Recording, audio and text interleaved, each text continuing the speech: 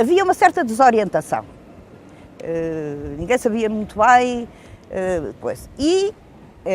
Essa desorientação deu como lugar de uma jovem democracia. Era jovem para nós, mas para o Partido Comunista não era jovem. E, portanto, eles sabiam bastante mais do que nós. E foram usando os métodos das amplas liberdades. E com o tempo, não muito longo, fomos aprendendo que, afinal, as amplas liberdades não eram tão amplas assim. E havia que escolher. E aí entra o meu gosto de ser livre. E filiei-me no CDS em 1975, convicta de que estava no partido certo, e ainda não me cansei. A primeira declaração pública da UDP, quando surgiu, a 3 de janeiro de 75, foi por isso que eu aderi à UDP. Mas havia uma ideia fundamental dos grupos que se reivindicavam do marxismo-leninismo, e todos eles simpatizantes também de Mao Tse-tung e da China da época, a reconstrução do PCP, do Partido Comunista, porque consideravam que o Partido Comunista tinha sofrido um desvio grave, tinha deixado de ser um partido comunista, tinha passado a ser um partido que era, enfim, uma filial da União Soviética, que tinha também feito um desvio em 1956, pela mão de Nikita Khrushchev, e, portanto, era preciso reorganizar, reconstruir o Partido Comunista, o Partido da Classe Operária, e portanto, não havia pactos com o PCP, era uma contradição absolutamente insanável. Portanto, nessa altura, a Comissão de Trabalhadores, aqui na Sorefame, de facto, tinha uma maioria de facto ligada à parte do Partido Comunista. As discussões às vezes eram complicadas, não eram fáceis, cada um tinha uma ideia diferente e a gente, queira ou não queira, e não vale a pena estar a escamotear, nós tínhamos ideias perante aquilo que defendíamos. Se nós defendíamos uma coisa, os outros defendiam outra, é claro que o confronto tinha que se dar na Comissão de Trabalhadores, era lógico. Havia uns daqui e havia outros dali, de vez em quando as coisas, mas no fundo eles eram amigos uns dos outros e essas coisas depois foram-se atenuando e passando e regressámos ao normal da coisa. Havia mais conservadores do lado da mecânica pesada e da caldeiraria porque eram mais velhos, os mais novos eram aqui do material circulante e tinham mais sangue na guerra e não tinham ainda já tinham outro arejo, não é? Eu fazia parte de uma corrente política internacional que é conhecida por trotskistas, não é? Apesar do meu pai ser do Partido Comunista, eu nunca fui do Partido Comunista. Porquê? Porque eu nunca concordei com os regimes de partido único que são dirigidos pelos partidos, todos os regimes de leste, a União Soviética, a antiga União Soviética que já não existe hoje, a antiga Checoslováquia que já não existe hoje, tudo isso era dirigido, a Polónia, a Hungria, por partidos comunistas em regimes de ditadura. E eu discordava disso radicalmente na minha juventude. Por isso eu pertencia a uma corrente política de esquerda, quer contra o capitalismo ao Ocidente e contra o stalinismo a leste. Ora bem, os trotskistas dessa época estavam a dar os primeiros passos e construíram uma organização de juventude aqui neste liceu, chamava-se ASJ, Aliança Socialista da Juventude, que era a força mais representativa deste liceu. Curiosamente era o único militante, pelo menos com referência, da FEC-ML no Liceu da Amadora, portanto sentia-me, era eu e mais um indivíduo, que depois mudou para o PSD ou para o CDS, curiosamente. Várias correntes marxistas-leninistas e maoístas, não é? Que se fundiram nessa frente comum que era a UDP, e eu naturalmente até fiquei todo contente, deixei de ser o único. Curiosamente, na altura não se falava tanto em social-democracia, falava sim realmente em socialismo. Fundamentalmente falava-se, acho que as pessoas também foram, a propaganda também a isso levou, falou-se da esquerda como a oitava maravilha do mundo e tudo o resto, quer dizer, tudo o resto era mau. Pronto, por isso a democracia naquela altura circunscrevia-se a isso. Toda a gente tem direito a ser o que quer que seja, desde que seja de esquerda. Nunca tive medo de dizer aquilo que penso. Na altura, se calhar a democracia cristã representou mais do que aquilo que as pessoas sabiam da democracia cristã. A democracia cristã, até a nível estudantil, foi um movimento interessante, a juventude centrista, não é? Representou todos aqueles que não eram de esquerda.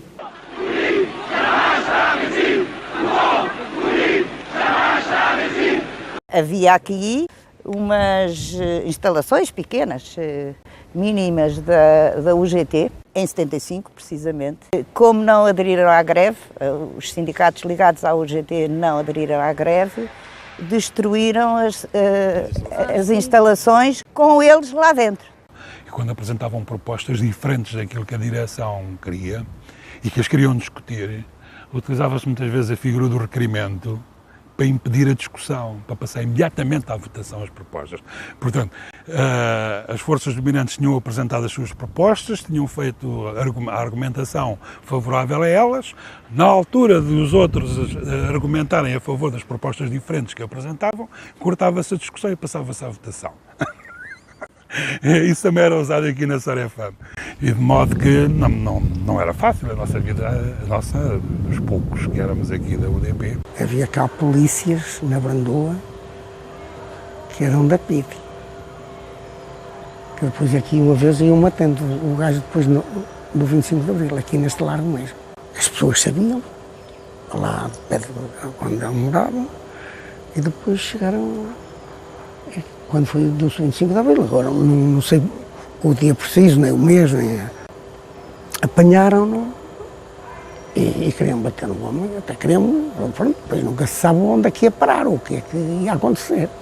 Pois há sempre aqueles que pá, não fazem isso ao homem, deixa lá o homem, pá, nós não somos iguais, e mais não sei o quê, pronto. E lá passou, e lá foi para casa, mas ainda levou uns murros de alguns gajos, mais atrevidos, isso é verdade. Tivemos aí uma ameaça com uns papelinhos colados por todo lado, a dizer que vinha um grupo de população tomar conta do Centro Cultural Rocameiro, porque este era um nicho de cultura burguesa, portanto um ninho perigoso de cultura burguesa. Bem, enfim, nós preparámos, avisei a autarquia, portanto, neste caso o Orlando, que estava na Junta de Freguesia, Orlando de Almeida, e ele, por sua vez, avisou a autoridade, portanto, militar, que era o COPCOM. Também tivemos aqui militares a toda a volta, já não me lembro se vieram com equipamento mais pesado, mas pelo menos com a G3 e tal, nós tivemos aqui uma cintura de segurança à volta. A população também soube, e encheram-nos aqui, não havia espaço para mais ninguém nos jardins e tal, as senhoras, principalmente as mulheres, muito oriçadas contra aqueles gajos que vinham aqui perturbar a cultura aqui do pessoal e, enfim, a amizade aqui que havia. Aqui na sala ao lado tínhamos a mesa com a direção, também elementos do COPCOM com a G3 por trás de nós, por si acaso, e chegam então aquelas três alminhas, 3 ou 4, não quero mentir, que vinham então tomar conta da casa. Eles entraram com muita coragem, muita personalidade, chegaram ali à sala de direção com a população quase a querer chegar-lhes a roupa ao pelo, mas tudo bem, na paz. Eles chegam ali à direção e dão de caras. Eles eram elementos do MRPP que vinham mandatados, enfim, para tomar conta da casa. Não estavam à espera nem que fossem tão poucos, nem que aqui tivessem tantos. E dão de caras com o elemento do MRPP de responsabilidade na mesa. Portanto, isso logo baralhou-lhes o jogo todo. Depois eu vim-lhes mostrar aqui nesta sala, que era o museu. Eles chegaram à conclusão que afinal a cultura não era burguesa, porque estava dentro de uma concepção marxista da história e ficaram cativados. Portanto, não houve ocupação selvagem, não houve tiroteio para ninguém. A efervescência, não é? A luta, portanto, era mais entre realmente esse setor da extrema-esquerda, um setor mais radical, mais ativo da transformação social, porque naquela altura a transformação social de uma forma radical não estava assim tão longe, ainda mais a mais para a mente de um jovem, não é? Com todas cheias de utopia, cheias de força na guerra, que se costuma dizer, e a direita que depois também começou a crescer, pronto, de alguma forma, não é? Começou-se a organizar, um bocadinho também mais até para brincar,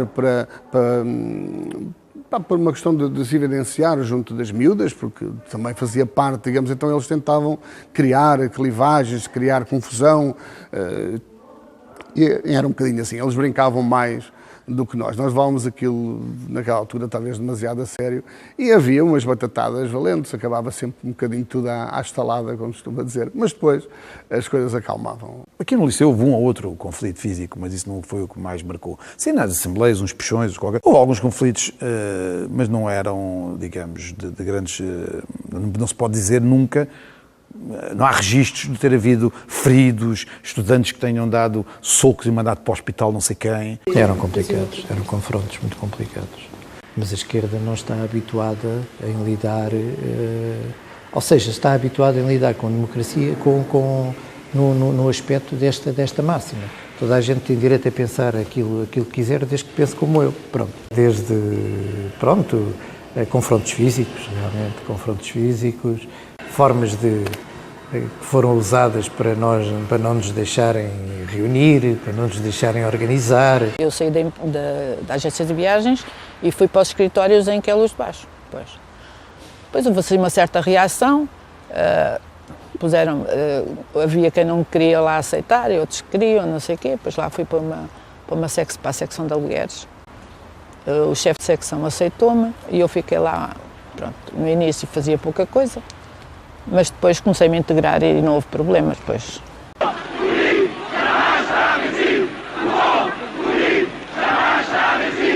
Uma das primeiras foi, digamos, contra-ataque à administração dos CTTs e conseguimos trazer os CTTs aqui para a Barandoa. Creio que foi no fim do ano de 75. Foram montados na rua do município, as instalações. Os bombeiros conseguimos, era uma ideia também, naquele período revolucionário, né? E então falámos com o comandante dos bombeiros, de um ex-comandante, creio que era Alberto, se não estou em erro. E a partir daí, eles fizeram ali as instalações. Estava ali uma secção de bombeiros. Mas tinha uma coisa que era muito bom, que era um pequeno posto de socorros, em que dava injeções, fazia pequenos curativos. Ora, era muito bom para a freguesia. Estava melhor na altura do que está hoje. Como não tínhamos transporte para a Amadora, e então decidimos, a comissão, com alguém do povo, dissemos ao motorista para nos levar à Amadora. E então o autocarro parou precisamente junto à estação de comboios. A partir daí continua ali a carreira. Só mais tarde, é claro, mudou, não é? E era necessário porque tínhamos transporte só daqui para Benfica, praticamente. Fizemos a feira. Que a feira era feita nas ruas da Brandoa, ali em cima no largo, em que os carros também eram pouco, 45, como eu lhe disse, mas só ao domingo, que era uma vez por mês. Era uma vez por mês é que se fazia a feira. E depois, tiramos-la de lá, fomos à Pontinha, falar com a engenharia, tomamos ali o terreno da Dona Ifigénia, onde é a igreja, aqueles terrenos para ali adiante, e vieram cá as máquinas e endireitaram o terreno todo, né? E depois pusemos gravilha naquilo, veio um cilindro, arranjou aquilo e passamos a feira para ali. Os parques infantis foram feitos com a ajuda de algumas empresas, que davam para aqui algum material e a mão de obra era nossa. Às vezes o dinheiro dizia-me assim, vai lá, se arranjas para lá uns homenzitos, para isto, para aqui, para lá. Eu chegava aqui, pessoal, amanhã quem é que está disposto a ir? Se precisar de 4 ou 5, na altura apareciam 15 ou 20, que era mesmo assim, tudo gostava. Hoje precisávamos de 4, não havia um. Diz, vai a trabalhar, nem penses. Foi nesta Comissão de Moradores, que tinha 3 delegados de propaganda médica, que nasceu o SAPA, o Serviço de Atendimento Permanente da Amadora. E o que era o SAPA? Era um centro de saúde, que estava aberto depois das 20 horas aos dias de semana, de segunda a sexta, até às 8 da manhã, quando abria o centro de saúde da Amadora. E aos fins de semana estava aberto 24 horas, porque o centro de saúde da Amadora estava fechado, as pessoas que tivessem um problema de saúde não tinham onde se dirigir. Foi o primeiro no país a nascer. Esta rua, por exemplo, não existia praticamente, era só um bocadinho, até ao prédio, era um prédio só nesta direção da Rua dos Bombeiros Voluntários, e lembro-me que uma das importantes reivindicações era completar esta rua, porque ela era a via de comunicação entre as pessoas do bairro que iam apanhar o comboio, mas não só do bairro, era de mais gente que passava por aqui, Claro que os automóveis não podiam passar, não é? E essa reivindicação tinha um grande obstáculo, que era, para além de só uma parte pequenina estava alcatroada, era preciso, portanto, alcatroar tudo o resto, mas na sua enfim, linha de direita tinha um bico daquela última vivenda que está ali em baixo. Fomos falar com o senhor da vivenda, também dentro do espírito de abertura, enfim, de livre, imediatamente nos concedeu essa garantia, que, sim senhora, autorizava a tirar o bico. Fomos com essa reivindicação, já não à Junta, que já não era uma competência da Junta, fomos à Câmara de Oeiras a reivindicar que era necessário alcatroar e tínhamos essa cedência da parte do morador. Através da autarquia, neste caso Comissão Administrativa da Junta de Freguesia da Amadora, levado, portanto, à Comissão Administrativa da Câmara Municipal de Oeiras, foi intentado o processo de expropriação da propriedade. De maneira que, quer dizer, não foi apenas um ato revolucionário, foi, na realidade, alguma coisa que se queria consistente, mas que dentro de determinadas, não é, padrões de legalidade. E, portanto, a primeira coisa era a Câmara de Oeiras tomar a posse administrativa de todo este terreno. Não é? Uma vez que tinha um processo, foi imediatamente suspenso o loteamento da urbanização. E, portanto, foi desencadeado o processo e depois foi tomada a posse administrativa da propriedade. Já numa fase mais subsequente, para aí um ano e tal depois, a família dos herdeiros de Botelho Muniz e a Câmara de Oeiras ainda entraram em acordo e, na realidade, os herdeiros de Botelho Muniz passaram a posse do terreno para a Câmara de Oeiras, não é? Que, entretanto, quer dizer, depois passou para a Câmara da Amadora.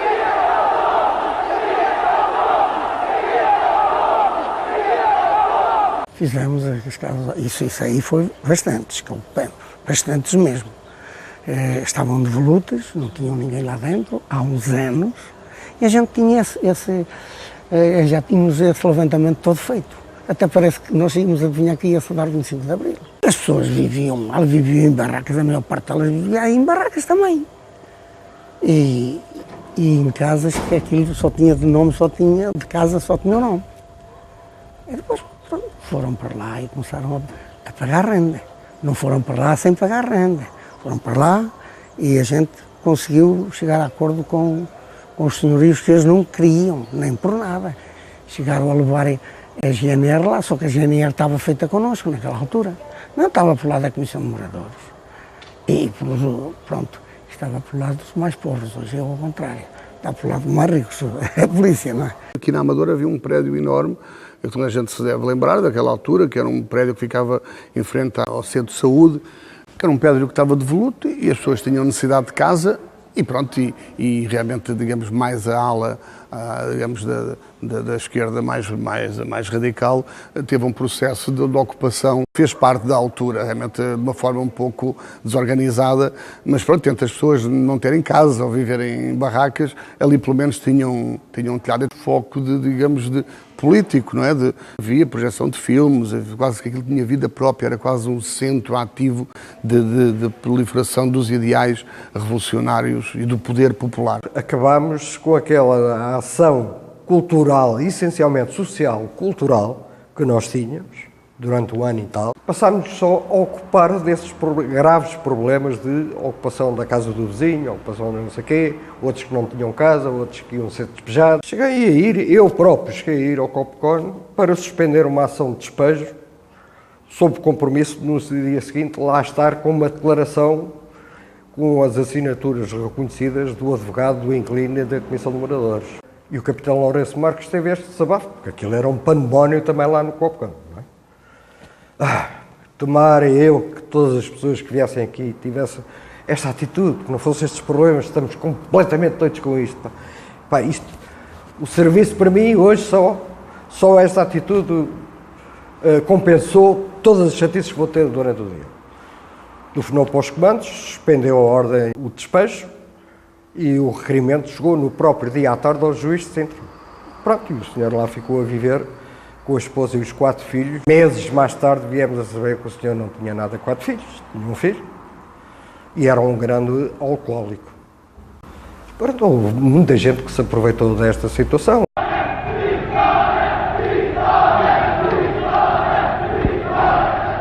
Nós fizemos aqui um dia de trabalho voluntário. Esse trabalho voluntário depois foi dado às várias associações que existiam. Eu até tenho lá um documento onde as várias associações onde foi distribuído o dinheiro. E nessa altura fizemos aqui um plenário onde teve o Vasco Gonçalves. E depois, nesse plenário, mais uma vez, foi incentivo à produção, nós produzirmos, criámos riqueza. Isto foi engraçado. Atravessar aqui a parada, quando isto era uma parada, que agora é uma coisa horrível, era uma parada, ele teve uma conversa familiar comigo.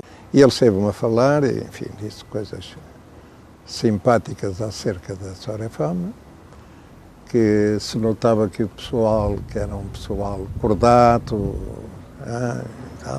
que se via que vestia a camisola da empresa, que foi o discurso sobre a batalha da produção, que foi um discurso básico do seu governo e foi repetido com grande projeção nos órgãos de comunicação social, a batalha da produção da Sorefam, iniciada no discurso da Sorefam, que a Sorefam passou a ser não só comunista, como ainda por cima conhecida no país inteiro, não é? Porque havia essa mania de classificar sempre tudo com labéus. Era a convicção a minha e do grupo a que eu pertencia, de que isso era uma tentativa da parte de algumas forças políticas, nomeadamente do PCP, querer ganhar a confiança das administrações e, portanto, mostrando que eram capazes de mobilizar os trabalhadores para fazer até campanhas de produção gratuitas, era a forma de melhor ganhar a confiança dessas administrações. Portanto, e eu, como não estava interessado em ganhar confiança de administração nenhuma, nem alinhar nesse esquema dessas forças políticas que por aí andavam, é óbvio que não. E então, na época, que eu achava que havia coisas com as quais não se podia pactuar.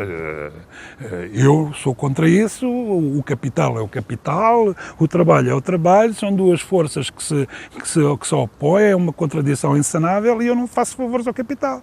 Vou trabalhar de borla para a empresa, nem pensar. Ponto final. E então fiquei à porta da Filarmónica a ver passar o Vasco Gonçalves, que veio aqui visitar os trabalhadores. É claro que essas campanhas de produção eram mais propaganda política do que outra coisa.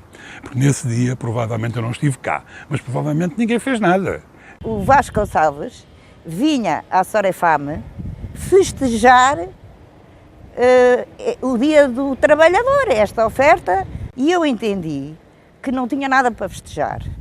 E fingir que vinha trabalhar, portanto, picar o cartão, para depois ir para a festa, que era numa destas oficinas por aí, muito grande, que tinha muitas barras de ferro que serviam para assustar. Às vezes, nunca me assustou. É um barulho que ficou, mas nunca me assustou. E, portanto, não vim. Disse, se quiserem descontar, desconta. Mas à festa eu não vou, porque não vejo razões nenhumas para ir à festa. E como, infelizmente, poucas pessoas fizeram isso, era fácil, tirava-se, via-se o cartão, que não estava picado, e, portanto, não tínhamos o direito à festa. Eu anunciava sempre as decisões, mas antes desta minha decisão, aconselharam-me vivamente a vir. E eu disse, mais uma razão para eu não vir. Porque não entro em fantochadas, eu não vou à festa. E como o espírito de eu não ter cumprido ordens foi este que eu acabei de referir, pura e simplesmente fui ao plenário e expliquei. E eles acharam que não havia razão.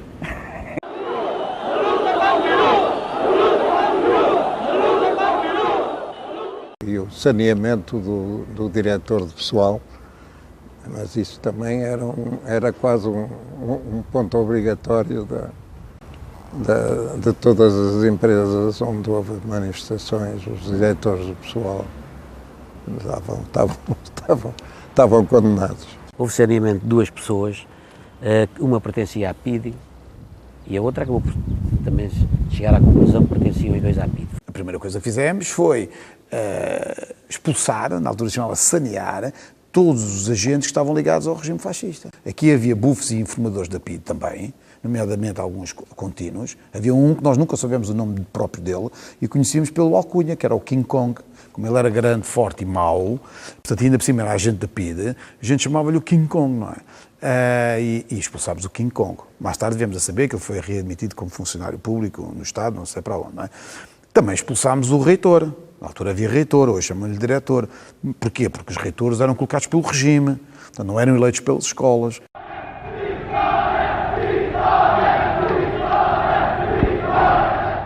Eu falava deste palco que está aqui, que hoje está nu e despido, não é? E neste palco, nós tínhamos umas mesas e umas cadeiras ali em cima, eu falava para cerca de 1000, eu e outros estudantes, falávamos para cerca de 1000 estudantes. O que é que nós falávamos? O problema dos exames, como ainda é hoje, quem é que deve aceder à universidade, com que média é que deve-se aceder à universidade. Na altura não falávamos muito de propinas, porque a ninguém lhe ocorria pôr propinas a 1000 euros como hoje. Mas falávamos do acesso à universidade, porque o acesso à universidade era muito limitado. O quê? Com 10 ir para a universidade? Nem pensar. A universidade é para gente que tem grandes níveis de conhecimento. Então havia quem defendesse que tinha que ser com média 16 ou média 17. Com 10 isso achavam que era coisa dos esquerdistas.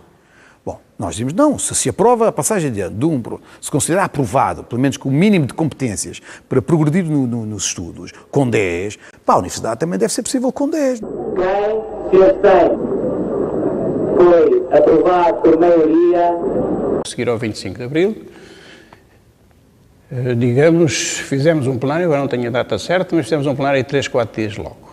E fizemos no Atlético de Queluz, no salão que conseguimos arranjar, e que nos cederam, não é? Pronto. Em que se juntaram lá os trabalhadores todos, estava lá toda a gente, não é? E foi dramático. As pessoas contaram coisas que nós próprios, que trabalhávamos na Bertrand, desconhecíamos, não é? Desconhecíamos que as mulheres eram vigiadas nas casas de banho, por exemplo, que o papel higiênico era controlado. Como é que isto mostra os abusos, não é? Das FIAs e a prepotência que havia, não é? Isto levou a que na Bertrand houve alguns saneamentos. Fazíamos aí o plenário, tínhamos aí umas coisas que transportavam os materiais, que servia para nós palanque, levávamos para lá aquilo, servia de palanque, e depois os trabalhadores estavam ali todos, tínhamos uma aparelhagem, no princípio uma aparelhagem rudimentar, não é? Aquilo não era fácil ouvir 4, 5 mil trabalhadores para ali fora, aquilo era complicado. Mas geralmente nós fazíamos assim, metíamos o coisa no meio, não é? Para poder ouvir de um lado e do outro. E nós estávamos ali no meio dos trabalhadores. E era assim que dávamos as informações e era assim que discutíamos os vários problemas. Nós não aprovávamos nada sem primeiro discutir com os trabalhadores. Não é? Nós tínhamos reuniões com a administração para discutir o caderno reivindicativo. Apareciam ideias durante os dias normais de trabalho e passavam-se ao papel, recolhiam-se assinaturas, chegávamos ao plenário já com as propostas elaboradas, com assinaturas recolhidas e depois, às vezes não eram aprovadas, porque a partir de dada altura, quando as forças políticas começaram a deitar mão ao movimento que tinha nascido espontâneo, não é? As coisas começaram a ter outro tipo de disciplina. Não é? Todas as localidades se tentou construir aquilo que se chamava os cadernos reivindicativos locais, não é? Por forma que se fizesse um levantamento, não é? Das necessidades das populações, não é? E depois que se fizesse a sua elencagem por prioridades. Porque, na realidade, por exemplo, recordo aqui na Dameia, as prioridades o que era? Posto da polícia, passagem, portanto, inferior ao caminho de ferro, escolas secundárias, etc, etc. E, como é evidente, há coisas que na realidade se podem resolver de um momento para o outro, como por exemplo a questão da recolha do lixo, mas entretanto as pessoas chegavam ao segundo, ao terceiro ou quarto andar, para não vir cá em baixo por o seu boli, atiravam pelas janelas os sacos de plástico. Ora bem, num desses plenários foi decidido fazer uma campanha de sensibilização, em que se chamou, num célebre sábado, o Dia da Vassoura, em que na realidade a Câmara de Oeiras cedeu-nos umas centenas de vassouras e pás, não é? Nós com um carro com megafones a correr, portanto, que é a área da localidade da Dameia, a sensibilizar as pessoas para não... E a maioria da população cá em baixo a limpar o seu espaço confinante ao prédio.